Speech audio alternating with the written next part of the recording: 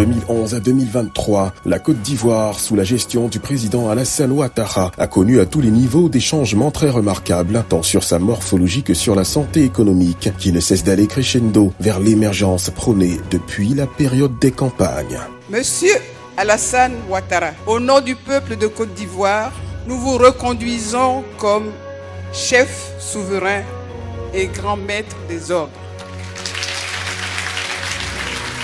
Nous avons devant nous quelqu'un qui a une vision très profonde de la nation, qui sait où il va avec le pays, il est conscient des enjeux et des responsabilités qui sont les siennes.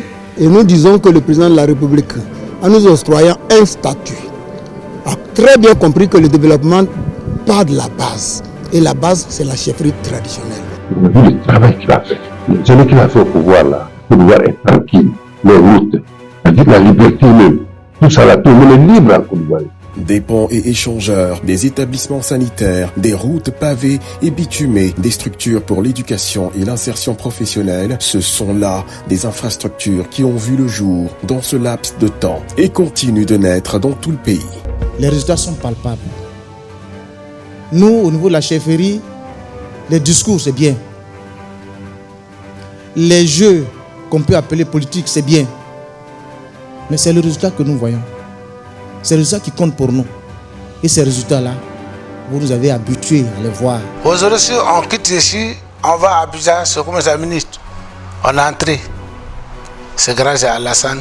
En ce qui concerne la circulation et les routes, le pays est passé de 6500 km de voies interurbaines et autoroutes en 2011 à 8163 km en 2023, permettant ainsi de pouvoir accéder aisément à certaines localités en gagnant un temps bien précieux.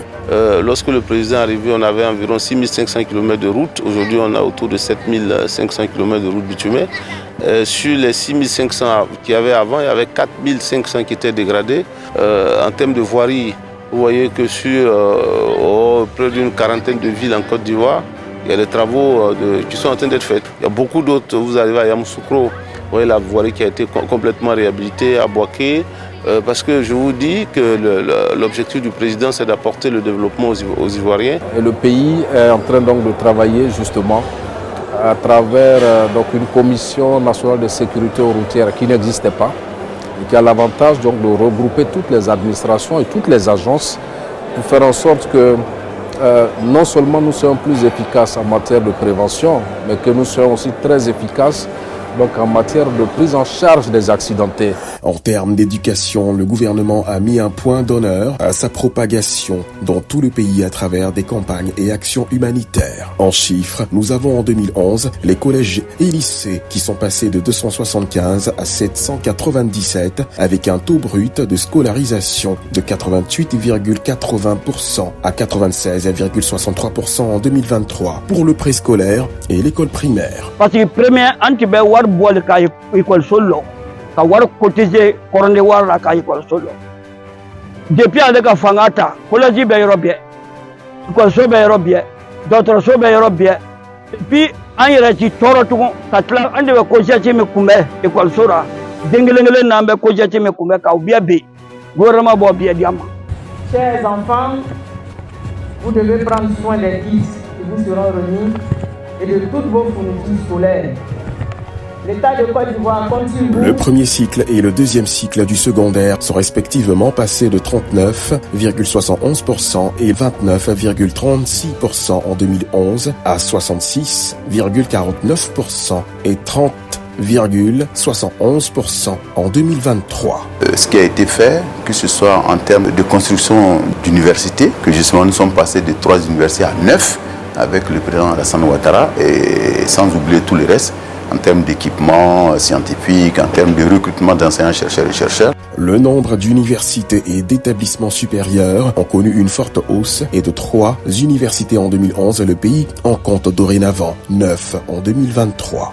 Un pas qui a permis de désengorger les grandes villes et optimiser les rendements en donnant accès à de meilleures conditions de vie.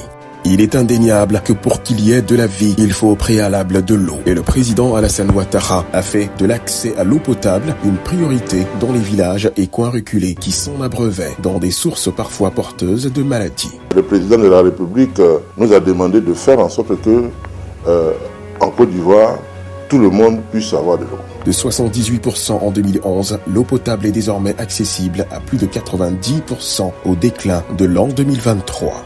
De même, le réseau électrique a connu une forte expansion et le courant est au quotidien dans la vie de la population ivoirienne.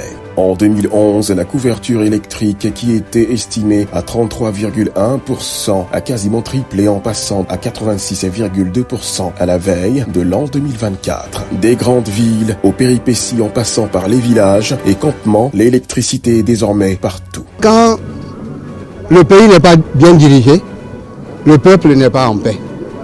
Et quand il y a la paix, il y a le développement. Grâce à la paix, ce sont des réalisations palpables qui meublent le quotidien des Ivoiriens et sont autant de services destinés à l'amélioration de nos vies. Nous devons tous œuvrer pour que notre pays demeure sur les rails de la paix et que la culture de la paix irrigue les rapports sociaux. À cet égard, j'invite chacun et chacune de vous à regarder les actes qui ont déjà été posés par le président de la République dans le retour de la paix dans notre pays. Le pays va bien et la preuve palpable en est le PIB qui est de 12 113 milliards de francs CFA en 2011, a quadruplé et est passé à 47 790 milliards de francs CFA en 2023. Le budget annuel qui suit aussi son cours est passé de 033 milliards de francs CFA en 2011 à 12 475 milliards de francs CFA en 2023, soit le quadruple de la première somme. Également en 2023, le chapitre de la dette PIB s'est retrouvé à 58,1% contre 69,2% en 2011.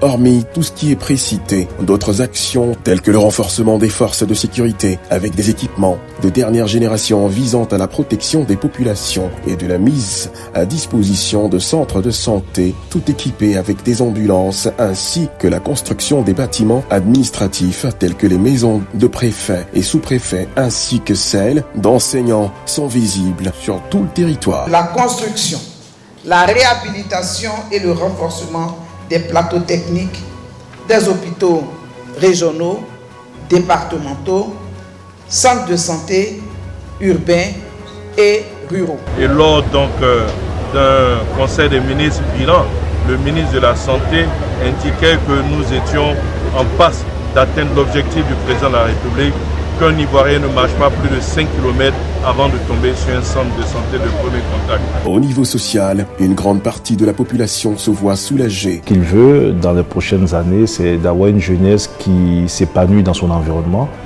qui bénéficie de toutes les opportunités d'insertion, qui est bien formée. Avec la mise en place des services facilitant l'insertion socio-professionnelle, tels que l'agence Emploi Jeunes et les filets sociaux qui permettent de réduire les charges des familles. La justice et les limites de la liberté d'expression, avec les sensibilisations visant à responsabiliser les citoyens, sont l'objet de campagnes de plus belle et la corruption est fortement combattue. Les chiffres continuent d'aller tout en haut et l'État suit de près cette évolution afin de rendre la Côte d'Ivoire émergente et encore meilleure dans les temps à venir. C'est au vu de tous ces résultats et chiffres palpables que le peuple ivoirien a démontré lors des élections régionales et municipales précédentes par la voie des urnes son souhait de voir le président Alassane Ouattara et de son parti le RHDP continuer le travail entamé dans la même lancée pendant encore plusieurs années. Incontestablement, les sondages sont ceux qui sont exprimés par le peuple ivoirien et le peuple dit n'avoir qu'une seule voix. Le RHDP, c'est ado.